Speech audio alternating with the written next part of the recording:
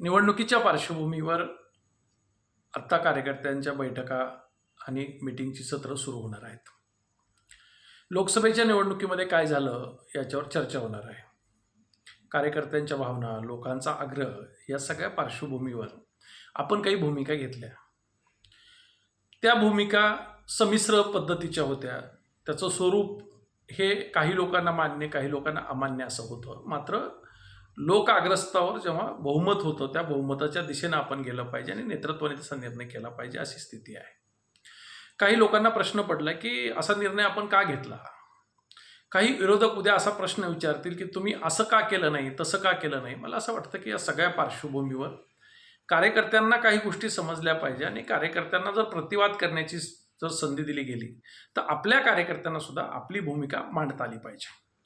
ती भूमिका मांडत असताना मला आठवणारी एक गोष्ट अशी आहे की एक आंतरराष्ट्रीय ख्यातीचा एक खेळाडू, तो प्रचंड ताकदीचा, त्या देशाच्या नावामध्ये त्याचं प्रचंड मोठं योगदान, आणि अशा स्थितीमध्ये एकदा आजारी पडला.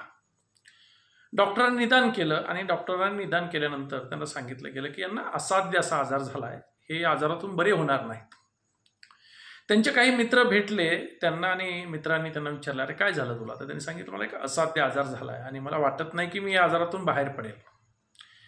मित्र म्हणाले, अरे देवाने तुला असं का केलं, तू देवाला प्रश्न विचारला पाहिजेस की अरे देवा, इतक्या मोठ्या देशामधल्या, इतक्या मोठ्या लोकसंख्या असलेल्या देशामध्ये तू माझ्यासारख्या माणसाची या आजारासाठी निवड का केलीस, तू देवाला विचार. तो हसला आणि तो एवढंच म्हणाला की कसं विचारणार देवाला, मी ती संधी घालवली आहे. तर मित्रांना आश्चर्य वाटलं. ते म्हणाले, असं काय घडलं की ती संधी घालवलीस. तो म्हणाला की मी फार लहान होतो आणि लहान असताना एका मैदानावर खेळायला जायचो. त्या मैदानावर हजारो मुलं खेळायला रोज यायची, वर्षानुवर्ष आम्ही एकत्र खेळायचो.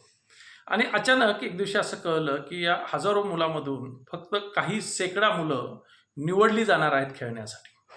आणि निवड चाचणी झाली आणि त्या काही शेकडा मुलामध्ये माझी सुद्धा निवड झाली. आम्ही पुन्हा खेळू लागलो, पुन्हा एकदा निवड चाचणी झाली. त्या काही शेकड्यामधून काही 1 शेकडा माणसं निवडली गेली, त्याच्यातही मला निवडलं गेलं. त्यानंतर 50 मुलांची निवड झाली, त्याच्यातही मला निवडलं गेलं. नंतर 10 मुलांची निवड झाली अंतिम संघात, त्याच्यातही मला निवडलं गेलं. आणि 10 अंतिम खेळाडूमधून एक वेळ अशी आली की एक सर्वोत्कृष्ट खेळाडू निवडला गेला आणि तो सुद्धा मीच होतो. काही हजार मुलातून, काही शेकडा मुलातून शेवटी अंतिम स्पर्धेमध्ये सुद्धा मलाच निवडलं गेलं. मी कधीही देवाला जाऊन असं म्हणालो नाही की देवा, इतकी मोठ्या संख्येने पोरं खेळत असताना सुद्धा तू माझीच अंतिम खेळाडू म्हणून निवड का केलीस. जर कदाचित देवाला जाऊन या गोष्टीबद्दल मी त्याचे आभार मानले असते तर आज मला तो अधिकार राहिला असता आणि मी देवाला जाऊन म्हटलं असतं, अरे इतकी मोठ्या संख्येने लोक या देशात असताना या आजारासाठी माझी निवड तू का केलीस. मला एक सांगा, जर इतक्या हजारो लोकांमधून चांगला खेळाडू म्हणून देव जर माझीच निवड करणार असेल आणि मी साधं त्याला आभार सुद्धा मानणार नसेल, तर एखादा मोठा आजार झाल्यानंतर मी कोणत्या तोंडानं त्या देवाला जाऊन सांगू की तू माझी निवड का केली आहेस. मला वाटतं की राजकारणामध्ये हेच आहे. ज्यांनी तुम्हाला मदत केली, ज्यांनी तुम्हाला समर्पण दिलं, त्या माणसाला कधीतरी वाटलं पाहिजे की आपले त्यांनी आभार मानले पाहिजे.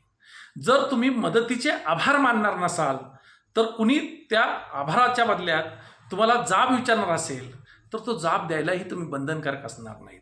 आणि म्हणून हे आम्ही लक्षात घेतलं पाहिजे की तोच माणूस जाब विचारायला हक्कदार असतो जो मदतीनंतर आभार मानतो. मला वाटतं कार्यकर्त्यांनी ही गोष्ट लक्षात ठेवली पाहिजे आणि भविष्याच्या काळामध्ये आपण वाटचाल केली पाहिजे. एवढंच.